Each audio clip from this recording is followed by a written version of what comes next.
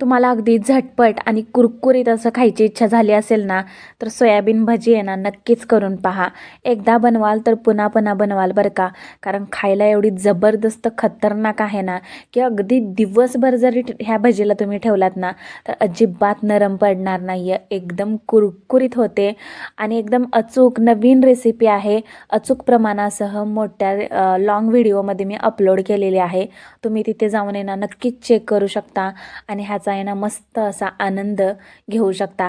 सध्या पावसाळा चालू आहे, त्यामुळं तर ही भजी आहे ना तुम्हाला करून बघायला लागते बरं का. त्यामुळं आत्ता चेक करा आणि ही घरच्या घरी गरमागरम कुरकुरीत अशी सोयाबीन भजी आहे ना नक्कीच ट्राय करा. रेसिपी आवडल्यास आहे ना एक लाईक नक्की करून जा.